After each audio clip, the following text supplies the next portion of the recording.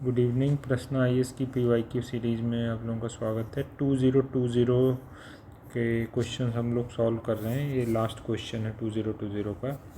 Question है, to what extent has e governance made the administrative system more citizen centric, can the e governance system be made more participatory.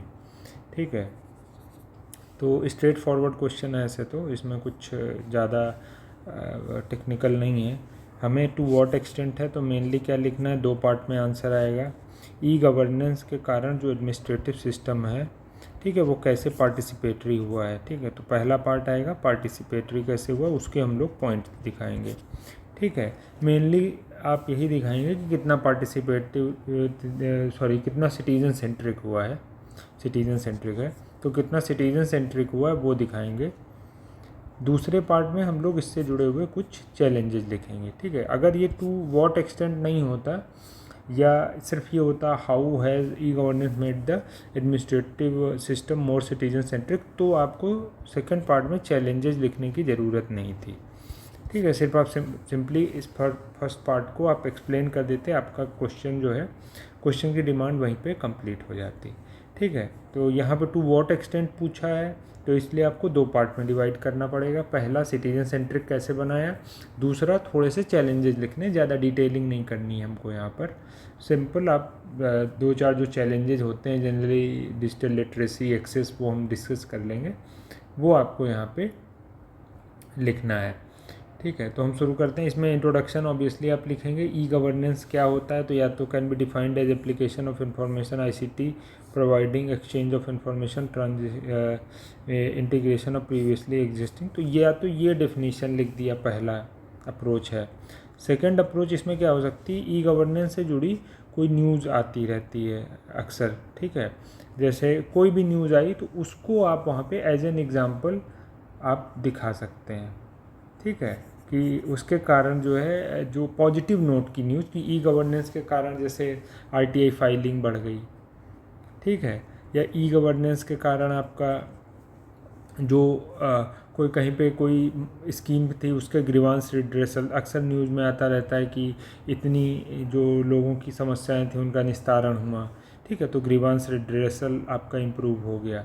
तो इस तरीके का अगर कोई data आप न्यूज़ में पढ़ते हैं, ठीक है, वो आप यहाँ पे डाल सकते। मैंने कई दिन से देखा नहीं न्यूज़पेपर, मुझे अभी इस तरीके का कोई डेटा याद नहीं आ रहा है, लेकिन न्यूज़ में आता रहता है, तो उसको आप लेकर इंट्रोडक्शन सिंपल आप यहाँ पे बना सकते हैं। अदरवाइज सिंपल ई गवर्नेंस क्या है वो लिख सकते हैं, जैसे इसमें दिया हुआ। अदरवाइज ये आपको नहीं याद है, ठीक है, तो आप सिंपल लिख सकते हैं कि ई गवर्नेंस ने किस तरीके से एडमिनिस्ट्रेटिव सिस्टम को सिर्फ इंडिया में नहीं बल्कि अक्रॉस द ग्लोब जो है ट्रांसफॉर्म किया है और इसको मोर सिटीजन सेंट्रिक बनाया है। ये आप सिंपल, तो तीन तरीके हमारे बनते हैं। सेकंड मैं सबसे ज़्यादा प्रेफर करूँगा, अगर आपके पास है तो आप ऐसा बना दीजिए। अदरवाइज फर्स्ट अगर आपको याद है ई गवर्नेंस कैसे डिफाइन किया जाता है उसकी डेफिनेशन। थर्ड ऑप्शन आएगा जो मैंने बताया कि एक जनरल बिल्कुल ई गवर्नेंस ने सिस्टम, एडमिनिस्ट्रेटिव सिस्टम को न सिर्फ इंडिया में बल्कि पूरे विश्व में ट्रांसफॉर्म किया है और इसको मोर सिटीजन सेंट्रिक बनाया है, which is evident from the following point. अब इसमें enhance the citizen services in the following वे। ठीक है, एक तो ये मैंने पॉइंट्स पर लिखे हुए हैं, एक्सेसिबिलिटी है, कन्वीनियंस है, ट्रांसपेरेंसी, अकाउंटेबिलिटी है, सिटीजन फीडबैक मैकेनिज्म इम्प्रूव हो गया है, आपका सर्विस डिलीवरी इम्प्रूव हो गई, कस्टमाइजेशन पर्सनलाइजेशन हो गया है। ठीक है, मार्जिनलाइज्ड कम्युनिटीज़ हैं उनके लिए काफ़ी सारी चीज़ें हो गई हैं। तो एक तो ये तरीका, इन केस आपको पॉइंट नहीं क्लिक करता एग्ज़ाम में, तो आपको क्या करना है, आपको गुड गवर्नेंस के जो 7 और 8 पिलर हैं, ठीक है, उनको याद करना है। अगर वो आपको याद रहते हैं तो आप वहाँ से अपने पॉइंट जो है निकाल लेंगे। ठीक है, तो गुड गवर्नेंस के आपके जो पिलर होते हैं उसमें से देखिए 8 पिलर होते हैं जनरली, उसमें से जो आपके यूज़फुल पिलर, एक तो पार्टिसिपेटरी का पॉइंट यूज हो जाएगा। ठीक है, दूसरा एक हमारा होता है वहाँ पे ट्रांसपेरेंसी का पॉइंट होता है, वो यहाँ पे यूज हो जाएगा। एक अकाउंटेबिलिटी का पॉइंट होता है, वो यूज हो जाएगा। एक रिस्पॉन्सिवनेस का पॉइंट होता है वहाँ पे, वो यूज हो जाएगा आपका। ठीक है, इसके अलावा इंक्लूसिव का एक पॉइंट होता है, ठीक है, वो आपका यूज हो जाएगा। 1 2 3 4 5, ठीक है। और एक आपका पॉइंट होता है एफिशिएंट का होता है, ठीक है, एफिशिएंट प्लस इफ़ेक्टिव का पॉइंट होता है, तो वो आप में एफिशिएंट वाला पॉइंट आप यूज़ कर लेंगे। तो 8 पॉइंट वहाँ है। एक रूल ऑफ लॉ का पॉइंट है, तो रूल ऑफ लॉ का बहुत रेलिवेंट नहीं बन पाएगा पॉइंट, लेकिन ये पार्टिसिपेटरी, ट्रांसपेरेंसी, अकाउंटेबिलिटी, इसके पॉइंट यहाँ पे आप डायरेक्टली यूज़ कर सकते हैं। सिंपल आप दिखा देंगे ई गवर्नेंस की वजह से कैसे सिस्टम अकाउंटेबल हो गया है, कैसे रिस्पॉन्सिव हो गया है, कैसे ट्रांसपेरेंट हो गया है, कैसे पार्टिसिपेटरी हो गया है, कैसे इंक्लूसिव हो गया है, और कैसे एफिशिएंट और इफेक्टिव हो गया। अगर आप ये 6 पॉइंट दिखा देंगे तो आपको मतलब फिर कहीं से पॉइंट लाने की ज़रूरत नहीं है, अगर आपको नहीं याद आ रहा है पॉइंट कोई, ठीक है। तो ये आपका हैक है जो इस क्वेश्चन में ईजिली यूज हो जाएगा। और गुड गवर्नेंस के जितने क्वेश्चंस आते हैं मोस्टली ये गुड गवर्नेंस के जो 8 पिलर्स हैं उसको हमेशा याद रखिए, उसी के अराउंड वो आपका आंसर फ्रेम हो जाएगा। अगर आपको वो 8 पिलर याद हैं तो कोई भी क्वेश्चन का आंसर गवर्नेंस का वो 8 पिलर्स के बेसिस पे आप दे देंगे। चाहे आरटीआई का क्वेश्चन आ गया आपका, तो आरटीआई का क्वेश्चन भी अगर गुड गवर्नेंस प्रमोट करने की बात होती तो ये 8 पिलर आपको याद है, आरटीआई से दिखा दीजिए ये पिलर कौन कौन से, जो पिलर रेलिवेंट है वो रिलेट कर दीजिए, अननेसेसरी के नहीं, लेकिन जो पिलर रेलिवेंट आप डायरेक्टली लिंक कर पा रहे हैं कम समय में, ठीक है। तो ये गुड गवर्नेंस के 8 पिलर बहुत ज़्यादा इंपॉर्टेंट है। यहाँ ये जो हमने पॉइंट लिखे ये भी डायरेक्टली इनडायरेक्टली उन्हीं से लिए, जैसे एक ट्रांसपेरेंसी अकाउंटेबिलिटी का पॉइंट लिखा है, जो फीडबैक मैकेनिज्म का पॉइंट है, तो उससे क्या होता है, फीडबैक मैकेनिज्म उसको 2 तरीके से आप देख सकते हैं, या तो पार्टिसिपेटरी का पॉइंट देख सकते हैं, ठीक है, सर्विस डिलीवरी इंप्रूव हुई तो वो किसका इफेक्टिवनेस का पॉइंट आ जाएगा इसमें, ठीक है। तो आप देखेंगे इनडायरेक्टली ये पॉइंट भी कहीं ना कहीं उसी से इंस्पायर्ड होके या उसी से लिंक करके लिखे गए हैं, ठीक है। तो पहला पॉइंट एक तो सबसे बड़ी चीज़ है सिटीजन सेंट्रिक होने के बाद ई गवर्नेंस ने कैसे इन्हेंस किया, तो पहला एक्सेसिबिलिटी बढ़ा दी, कन्वीनियंस बढ़ा दिया है। तो इसमें आप सिंपल पॉइंट है, इसको एक्सप्लेन करने की ज़रूरत नहीं, जैसे सर्विसेज हैं, ठीक है, तो उनकी इफेक्टिव एक्सेसिबिलिटी क्या है, बढ़ चुकी है लोगों तक, ठीक है। तो जैसे डिजिटल इंडिया इनिशिएटिव है, उसके कारण आप देखेंगे कि कोई भी हर स्कीम जो है आजकल डिजिटल मोड में अवेलेबल है, ठीक है। कोई भी स्कीम को कोई भी बेनिफिशियरी एक्सेस करना चाह रहा है तो वो स्कीम आपके मोबाइल पे अवेलेबल है, उसके थ्रू आप उसको एक्सेस कर सकते हैं, आपकी जो रिक्वायरमेंट है या आपका जो बेनिफिट है वहाँ से ड्रॉ कर सकते हैं, ठीक है। एक पॉइंट ये हो गया। दूसरा ट्रांसपेरेंसी अकाउंटेबिलिटी, इसमें कुछ बताना नहीं है, आरटीआई का रोल सबके पास है कि आरटीआई के आने के बाद से किस तरीके से, आरटीआई ऑनलाइन होने के बाद से किस तरीके से लोग इन्फॉर्मेशन निकाल सकते हैं, और पब्लिक अथॉरिटी का अगर कोई प्रॉब्लम है, कुछ कहीं पे डाउट है तो उसको क्वेश्चन कर सकते हैं। तो एक पॉइंट ये हो गया।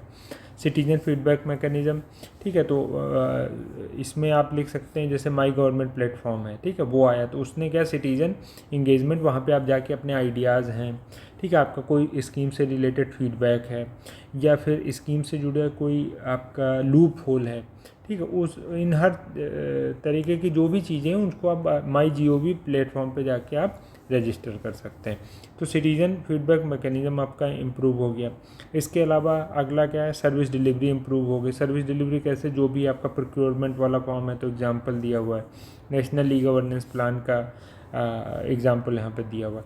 तो इसमें जो पॉइंट आप लिखेंगे तो यहाँ पे जैसे एग्जाम्पल्स डाले गए हैं, एग्जाम्पल्स याद रहेंगे तो पॉइंट थोड़े से अच्छे बनेंगे आपके, ठीक है। अगर नहीं भी याद रहते हैं तो जैसे 6 पॉइंट्स हैं यहाँ पे, तो आप 3 में भी एग्जाम्पल लिखेंगे तो ठीक है, अगर सब में लिखें तो वो तो बेस्ट है, लेकिन केस नहीं याद आ रहा है तो 3 में 4 में लिखेंगे, कोशिश करिए सब में लिखें।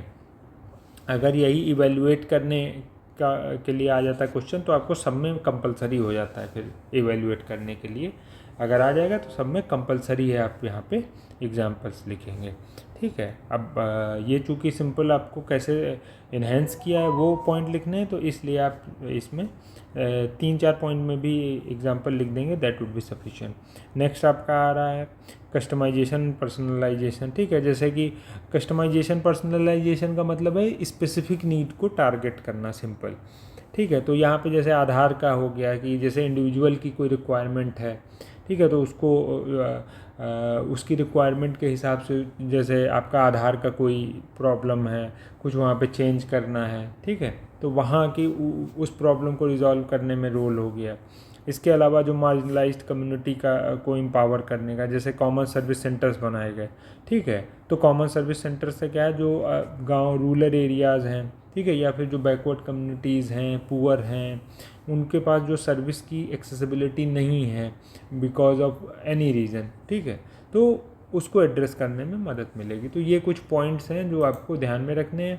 और आपको मैंने हैक बता ही दिया है कि कैसे, अगर इनकेस आपको पॉइंट्स नहीं याद है तो आप सिंपल गुड गवर्नेंस से ड्रॉ कर लेंगे।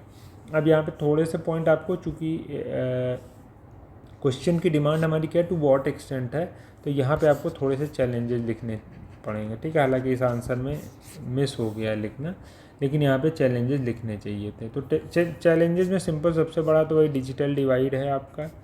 डिजिटल डिवाइड में दो चीज़ें सबसे ज़्यादा हैं, एक तो एक्सेसिबिलिटी का है क्योंकि मोबाइल फ़ोन होना, और दूसरा क्या है, टेक्नोलॉजिकल लिटरेसी का इशू है, ठीक है। तो ये दो बहुत बड़े इशू हैं, इसको आप लिख देंगे। इसके बाद आपका डेटा सिक्योरिटी, ठीक है, उसका कंसर्न हो गया। इसके अलावा जो इंफ्रास्ट्रक्चरल चैलेंजेस हैं, ठीक है, तो ये आप इसमें लिख सकते हैं। तो ये इसमें सिंपल आपका चैलेंजेस आ गया, और ये कुछ पहला पार्ट आपका कंप्लीट हो गया मोस्ट लाइकली। हालांकि इसमें दिया नहीं है, लेकिन मेरे हिसाब से क्वेश्चन 8+4 वाला होगा, जिसमें 8 मार्क्स पहले को असाइन किया होगा, 4 जो है आपका सेकंड पार्ट को असाइन किया होगा, मतलब ऐसा लग रहा है। बाकी ये तो आयोग को ही पता होगा कि कैसे मार्किंग करनी है। दूसरा हमारा क्या है, क्वेश्चन का सेकंड पार्ट है, can the e governance system be made more participatory. तो इसमें ऑब्वियसली आंसर है यस, ठीक है, इसमें कुछ सोचना नहीं, सिर्फ अब आपको ये दिखाना है कि ई गवर्नेंस सिस्टम को मोर पार्टिसिपेटरी कैसे बना सकते हैं, ठीक है। तो कैसे पार्टिसिपेटरी बना सकते हैं, इसमें तो सिंपल है ई गवर्नेंस का। एक तो सबसे बड़ी चीज़ है पार्टिसिपेट, एक तो टूल्स जो आपको चैलेंजेस आपको ऊपर दिए हुए हैं ये आप एड्रेस कर दीजिए। इसमें डेटा सिक्योरिटी का तो कोई बहुत मतलब नहीं आता, लेकिन पहला पॉइंट, ठीक है, मोर पार्टिसिपेटरी कैसे बनाएंगे। सबसे इसमें भी सबसे इजी क्या होता है कि जब भी कोई क्वेश्चन, कोई प्रॉब्लम को रिजॉल्व किया जाता है, तो उसको रिजॉल्व जब आपको करना है तो जो चैलेंजेस है उसको सिंपल एड्रेस कर दीजिए, ठीक है। तो मोर पार्टिसिपेटरी के लिए पहला तो डिजिटल डिवाइड ब्रेक करेंगे, ख़त्म करेंगे, ठीक है। इसके 2 पॉइंट लिखे हैं वो आप सिंपल लिख देंगे। इसके अलावा जो इंफ्रास्ट्रक्चरल चैलेंजेज है उसको आप ख़त्म करेंगे। तो ये 2 पॉइंट आपके सीधे सीधे यहाँ पार्टिसिपेटरी के हो गए। इसके अलावा और क्या किया जा सकता है, ठीक है, सिविक इंगेजमेंट बढ़ाया जाता है, वो कैसे कर सकते हैं, ऑनलाइन फोरम है, डिस्कशन है, क्राउड सोर्सिंग प्लेटफॉर्म्स हैं उसके थ्रू, जहाँ पे जैसे आपके आइडियाज़ हैं, फीडबैक है, पार्टिसिपेशन पॉलिसी डिस्कशन में वो किया जा सकता है, ठीक है। इसके अलावा क्या कर सकते हैं, आपकी जो सर्विसेज हैं, ठीक है, उनका को क्रिएशन किया जा सकता है, ठीक है। जैसे को क्रिएशन का मतलब कि कोई पर्टिकुलर सर्विस है, वो हर सेक्शन की जो इंटेंडेड यूज़र है उसकी तरफ पर्टिकुलरली टारगेट हो, ठीक है, मतलब जो इंटेंडेड यूज़र की नीड है उसके हिसाब से आप उसको डेराइव कर लें। जैसे कोई भी सर्विस है, जैसे आप कोई भी स्कीम लॉन्च कर रहे हैं, ठीक है, तो को क्रिएशन ऑफ सर्विस मतलब कि जैसे आप रीजनल बेसिस की जो प्रॉब्लम लैंग्वेज की है, ठीक है, कोई सर्विस आप कर रहे हैं लॉन्च, ठीक है, तो जनरली किस में लॉन्च करते हैं, हिंदी और इंग्लिश में लॉन्च करते हैं, ठीक है। तो यहाँ पे आप क्या करें, इसको लैंग्वेजेस का जो बैरियर क्रिएट हो जाता है, जैसे किसी को हिंदी नहीं आती, किसी को इंग्लिश नहीं आती, तो इसमें जो रीजनल लैंग्वेजेस को भी इंक्लूड कर दें उसमें, ठीक है। तो ये को क्रिएशन ऑफ सर्विसेज हो गया एक तरीके से, ठीक है। इसके अलावा भाई हैकाथॉन और ये सब ब्रेन स्टॉर्मिंग आइडियाज़ का एक पॉइंट है, तो वो सिविक इंगेजमेंट में डाल सकते हैं, इसमें डाल सकते हैं। बाकी 2 पॉइंट आपको ऊपर मैंने बता दिए हैं, 4 पॉइंट हो गए, आंसर आपका यहाँ से कंप्लीट हो जाएगा दूसरा पार्ट, ठीक है। हालांकि इसमें और पॉइंट दिए हैं, ओपन डेटा एपीआई, लेकिन इतना भी लिखने की ज़रूरत नहीं है, ठीक है। और डिजिटल लिटरेसी इंक्लूसिविटी ऊपर मैंने बताया हुआ है कि इसको कैसे, ये 2 पॉइंट आपके हो गए, 2 यहाँ हो गए, 4 आंसर कंप्लीट। कंक्लूजन देखेंगे, these initiative leverage technology to empower citizen, improve governance process and foster greater participation in decision, however challenges such as digital divide, cyber. ये सिंपल कंक्लूजन क्या लिखा है, ऊपर की समरी को लेके यहाँ पे कंक्लूड कर दिया गया है, ठीक है। आप चाहें तो इसमें कंक्लूजन जो आप दिखा सकते हैं कि जो बैरियर ऑफ पार्टिसिपेशन है, ठीक है, उसको अगर आप एड्रेस करेंगे तो जो आपकी गवर्नेंस है वो इंक्लूसिव भी होगी, रिस्पॉन्सिव भी होगी, ठीक है। और जब ये इंक्लूसिव और रिस्पॉन्सिव होगी तो ये क्या करेगी, अल्टीमेटली आपका डेमोक्रेटिक प्रोसेस है या डेमोक्रेसी है उसको स्ट्रेंथन करेगी। ठीक है, ये आप इसमें बना सकते हैं। Need to be address to realise full potential of e governance in serving citizens effectively. ठीक है, इसमें आप इसको लिखने के बजाय आप ये भी लिख सकते हैं दूसरा कंक्लूजन कि अगर by addressing the challenges associated with e governance, e-governance can be made more participatory, inclusive and responsive, which will ultimately help in engaging citizens, better policy formulation and strengthening democracy in India। ठीक है, ये आपका conclusion आप बना सकते हैं। ये भी लिख सकते हैं दूसरा कंक्लूजन ये सिंपल मैंने बताया हो कि जहाँ पे कंक्लूजन कभी कभी नहीं समझ में आए तो ऊपर की समरी लेके आप कंक्लूजन में लिख देंगे तो चल जाता है। ठीक है, तो ये वही यहाँ पे किया गया। तो ये आपका क्वेश्चन है। इसमें जो 2-3 इम्पॉर्टेंट टूल्स थे वो मैंने बता दिए हैं, वो आप लोगों को ध्यान में रखना है। ठीक है, तो इससे आपका आगे के समय में अगर ई गवर्नेंस का नेक्स्ट टाइम जब भी कोई क्वेश्चन आए तो आप कोशिश करिए आपको गुड गवर्नेंस के पिलर से रिलेट करके लिखने के।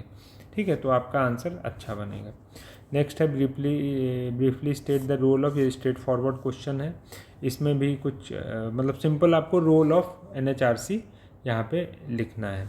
ठीक है, तो इंट्रोडक्शन तो इसमें बिल्कुल आपका सिंपल है। Statutory body established under protection of human rights 19 primary protect and promote human rights across the country. ठीक है, और या तो आप सिंपल देख ही रहे हैं, हर बार न्यूज़ में आता ही आता है। जैसे अभी आपका केस हुआ पार्टी में, जो मैडम स्वाति थी जो NHRC की पहले चेयरमैन थी, ठीक है, उनके अगेंस्ट जो एक केस हुआ, मतलब उनको लेके जहाँ पे NHRC ने सुमोटो एक्शन लिया। ठीक है, तो या तो उसको लेके लिख सकते हैं। तो न्यूज़ में आता रहता है, NHRC का नाम अक्सर आता है, महीने में 7-8 बार तो आता रहता है, पेपर में रहता है। तो अगर उससे लेके आपके पास इंफॉर्मेशन है, कोई एग्जांपल है, तो आप वो इंट्रो बना सकते हैं। अदरवाइज आप सिंपल जो स्टैटिक इन्फॉर्मेशन है उसको लेके इंट्रो बनाएंगे, वो भी ठीक इंट्रो है। वहाँ पे रोल पे आते हैं, तो रोल तो सिंपल है। इसमें जैसे आपका ह्यूमन राइट वायलेशन जो हैं, ठीक है, उनको मॉनिटर करना है अगर हुए हैं। ठीक है, इसके अलावा प्रमोशन एंड प्रोटेक्शन है आपका, ये तो लक्ष्मीकांत में सब चीज़ें दी हुई हैं। ठीक है, एडवाइजरी रोल है। इसके अलावा आपका इन्वेस्टिगेशन इंक्वायरी में भी रोल इनका है, क्योंकि सिविल कोर्ट की पावर एक तरीके से होती है इनके पास। और इसके अलावा आपका रिपोर्ट सबमिट करते हैं। ठीक है, तो उसका पॉइंट हो गया, तो रिपोर्टिंग का पॉइंट है आपका। और स्टेट स्पेसिफिक अगर कोई है इशू है तो उसका भी पॉइंट लिख सकते हैं। अवेयरनेस प्लस एजुकेशन का पॉइंट है आपका, एक आप इसमें डाल सकते हैं। ठीक है, और पॉलिसी रिलेटेड रिकमेंडेशंस हैं। और एक पॉइंट आपका engagement of civil society and plus NGOs। ठीक है, तो ये आपके कुछ 7-8 पॉइंट हैं। इसमें से कुछ पॉइंट इसमें लिखे हुए हैं, कुछ नहीं लिखे हुए हैं। ठीक है, कोशिश करिए इस रोल में भी आप क्या करिए, कोशिश करिए एग्जाम्पल डाल लें कि अगर आपके पास है। अदरवाइज उस पॉइंट को एक्सप्लेन करने की एग्जैक्टली वो कहना क्या चाह रहा है। ठीक है, जैसे यहाँ पे इन्वेस्टिगेशन एंड इंक्वायरी का पॉइंट है। ठीक है, तो सबको पता है इन्वेस्टिगेशन इंक्वायरी में क्या लिखना है। उसमें मतलब कोई ऐसी चीज़ नहीं जो नहीं पता है। सिंपली कंप्लेंट जो आएगी उसको इन्वेस्टिगेट करना, इंक्वायर करना। ठीक है, और सम्मन है, अगर कोई विटनेसेस हैं तो सम्मन करना है, एविडेंस उसमें क्या है गैदर करना। ठीक है, तो इसमें आप लिख सकते, ये वाला एग्जांपल लिख सकते थे। अदरवाइज गवर्नमेंट ऑफिशियल के अगेंस्ट में अक्सर इस तरीके के गवर्नमेंट ऑफिशियल्स के ऊपर अक्सर अब एब्यूज़ के चार्जेस लगते रहते हैं। ठीक है, तो उसको आप एग्जांपल रखते जनरल लिख सकते हैं। ठीक है, कि conducting inquiries into complaint of human rights abuses by government officials और एजेंसीज, ये आप डाल देंगे। ठीक है, इसके अलावा अगला पॉइंट इसमें है रिकमेंडेशन एंड रेमेडीज़ का।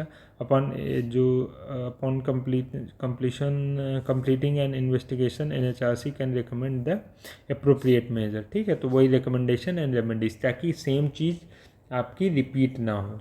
इससे क्या है, compensation for victim, disciplinary action for against the perpetrators and change in policy for prevent future. ठीक है, 3 कोर्स, मतलब रिकमेंडेशन रेमेडीज़ का यही होता है कि थ्री वे अप्रोच होती है इसमें। ठीक है, जो विक्टिम है उसको मदद मिल जाए, जो परपेट्रेटर है, ठीक है, उसको